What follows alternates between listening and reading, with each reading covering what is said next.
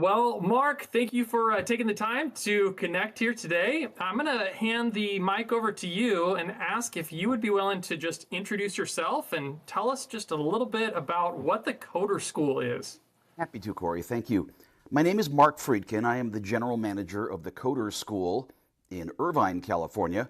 We're part of a nationwide franchise that teaches young students anywhere from age 7 through 18 how to write computer software.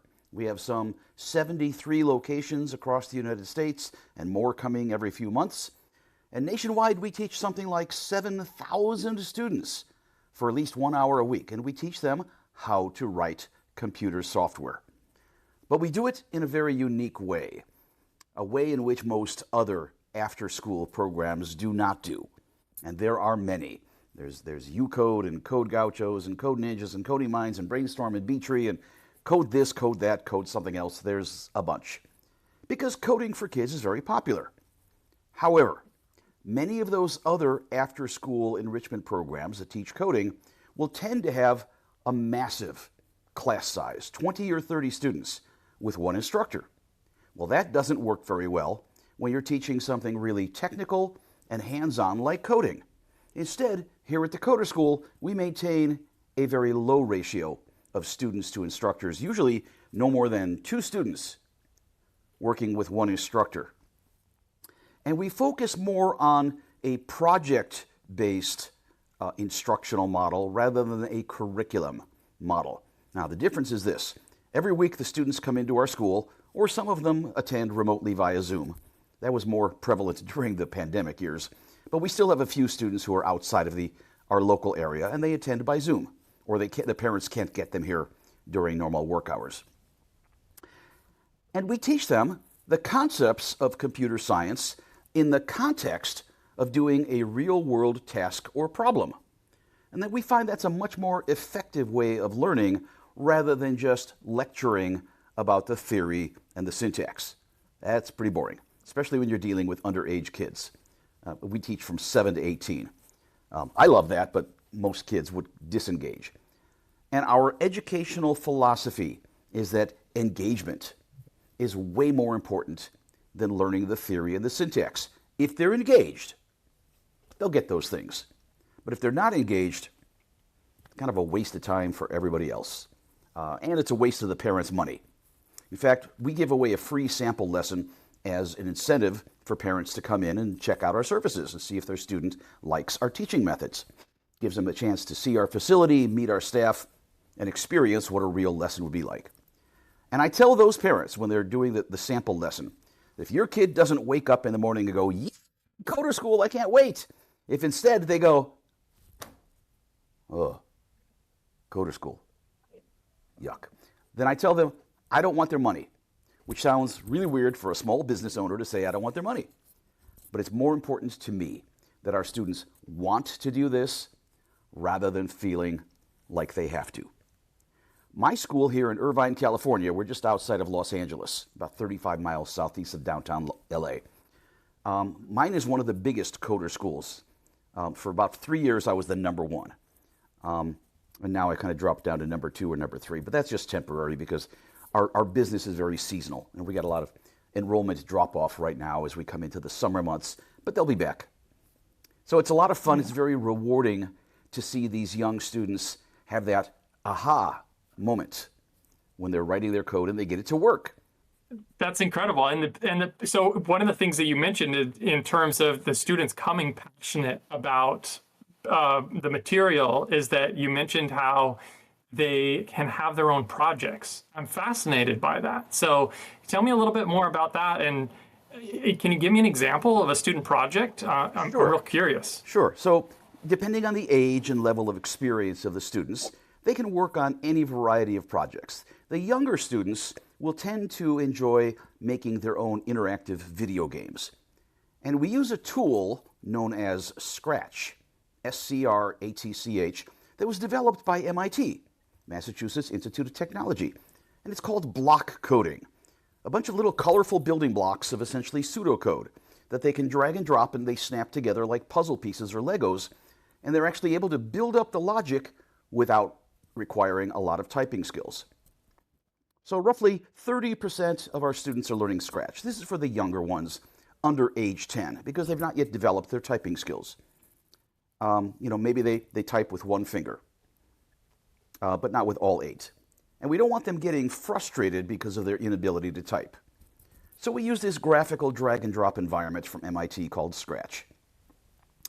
Once they're reaching about age 10 or 11, then we might, and when they're ready, and they'll let us know if they're getting bored with Scratch, then we move them up to other languages like Python, which is a very popular coding language. It's used by a lot of engineering disciplines. It's used for artificial intelligence and machine learning. It's very popular within the computer industry, where I worked for 38 years. After 38 years, I had enough of the corporate nincompooperi, so I decided to retire. That just wasn't working for me, nor my wife. She said, I don't care what you do. Go drive for Uber. I don't care. Just get out of the house. Because I was driving myself crazy and driving her crazier. And then I found the Coder School, which is just around the corner from my home. And I went in and initially interviewed as just an instructor, but it became very clear after just a few minutes that I could run the place. So my senior partner, who's the main franchisee, is actually up in the Bay Area. Well, actually now he's living, I don't know where he's living. He's all over the place. But our partnership owns 8 schools across the country. 6 up in the Bay Area, up in the San Francisco, San Jose, Silicon Valley area, and 2 of them down here in Southern California. But I run the school in Irvine. I'm one of the biggest schools. And it's very, very satisfying to see the young students have that, as I said, that aha moment where they figure out something, they learn something, they accomplish something, and they have fun.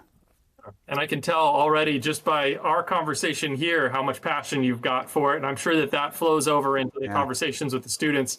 And I'm curious about, with your, with the way that you set up the program, it's 2-to-1. And that's somewhat unique where you generally have like these larger groups that you're trying to instruct. How has that worked with the dynamics within your location and having instructors coming in, working 2-to-1? Give me a little bit more of a detailed explanation of the day-to-day with a student coming into the program. So every student usually comes in for 1 hour a week, and we have them scheduled like a tutoring center. The parents will select a day and time that's convenient for their family, and that'll be their student's day and time to come in. So we have it scheduled. Instructors will come in for 2 or 3 or 4 hours a day, go through their students, and have their lessons with them. And it works very, very well. The low ratio of no more than 2 students working with 1 instructor allows the instructors, or what we call code coaches. That's actually a registered trademark of the Coder School, because we want to convey this sense of mentoring and encouragement. So the code coaches will work with the students and guide them through the process of developing their project. And we never say, now type this, now type this, now type this, because nobody learns that way. Instead, we engage them. We ask them questions. What do you think we would do to this character in your game to make the game more difficult or make the game easier? And we get them thinking. And it doesn't take very long before, once we give them that prompt, that they can figure out which command they need to drag or type. And it's very rewarding, especially when, let's say we're teaching them this, whatever this is, doesn't matter what this is. That we're teaching them this, and they go, ooh, well, if I can do this, can I also do that? Now, we haven't taught them that, we taught them this. But they realize that that is possible. Then we go teach them that. And the only way that works is if you have that flexibility in the curriculum and the planning to be able to go off and do that. That doesn't work in a big group at all. In fact, the group classes will have the tendency, we've discovered, to go only as fast as the weakest student. Yeah. And we don't want the other students getting frustrated while they're waiting for the slower students. Sorry, not slow. I'm not supposed to say slow. I'm supposed to say weaker students. And with the low ratio, we're able to actually spend that time with them and guide them and help them to come up with their own solutions. So we're teaching logical thinking skills. We're also teaching problem-solving skills. We teach them that if their code isn't quite working the way they want it to, they have the ability, they have the power to make some changes and see what the effect is. And they can work their way slowly towards the final solution. That is very empowering for these youngsters to learn that they can solve their own problems rather than getting frustrated and throwing up their hands in disgust and saying, I can't do this. Yeah, interesting. So I'm really curious. There's a huge buzz out there about artificial intelligence and this huge effect it's having on all these industries. I'd imagine coding's there's quite the impact in different ways. Have you guys interacted with artificial intelligence? Has that been part of the process there at the Coder School in terms of exposing the students on how that comes into play with coding? To a limited degree. And I have my own personal opinion about artificial intelligence, which I'll share with you. First, it's artificial. And secondly, it's not all that intelligent. And a lot of parents say, oh, why does my kid need to learn coding? Artificial intelligence will do that. Well, the truth is, some programmer still needs to program the rules into those artificial intelligence engines. The machines themselves have no cognitive awareness. They're just performing the instructions that they've been programmed to do. Somebody still has to define the rules and the behavior. Machines have no ability to feel or experience or even to learn. They can go through trial and error and observe and record which results work out best. But that's through millions of iterations of trial and error and different combinations. There have been a lot of discussion and articles and documentaries about the growth of AI. And people think that the machines actually have the innate ability to think for themselves like a human being. I don't buy that. I think the machines are programmed, and as the algorithms become more sophisticated and more elaborate, they're able to perform more repetitive processes, but they don't come up with it themselves. Some human, some programmer still has to define those initial logical state diagrams. Yeah. So I'm not a believer yet. Well, and I like, the fact that what you're doing there at the Coder School, you're developing in these young minds the ability to critically think, those critical thinking skills. And that's the backbone of all this other tech that's being developed, what's been developed over, decades. And it all comes out of those programmers who have developed those critical thinking skills, like you mentioned. So Absolutely. I love the fact that you guys are laying the foundation for the future. So any final things to add about your program? How do people get in touch with you? And what's currently going on? Anything you want to share out about your particular program before we finish up? Sure. So parents, if they're interested, there are some, like I said, some 73 locations that are operating around the United States. They can just do a Google search for coding for kids. And most of our locations will show up in the top one or two search results. Or just go to thecoderschool.com, and there's a button called Locations, and that will show all of the locations nationwide. You click on one of those locations, find the one nearest you, contact them. There's a blue form on their homepage that will allow you to register for an absolutely free trial lesson, where you can go to their school and meet their staff, see their facility, and see if their student likes the teaching methods. And if they do, they can sign up for a regular monthly program. All of our programs are month to month. There's no long-term contract. There's no registration fee. There's no enrollment fee. There's no computer rental fee or software rental fee. It's one fixed price for each month, even if there are 5 weeks in the month. For example, here in May, I believe there are 5 Thursdays and Fridays. You pay for the first 4, and the 5th one is free. Or we use the occasional 5th week as an automatic makeup for the few holidays during which we are closed. The national holidays: Memorial Day, which is coming up next week, 4th of July, Labor Day, Thanksgiving weekend, and the week between Christmas Eve and New Year's Day. Now, I have nearly 200 students at my school alone. It would be impractical to set up makeup lessons for that number of students. So we tell the parents, You know that 5th week that we gave you for free? That's your makeup. And it just works out a lot easier for everybody. We also offer a variety of summer coding camps. These are all 5 days long, Monday through Friday for 3 hours.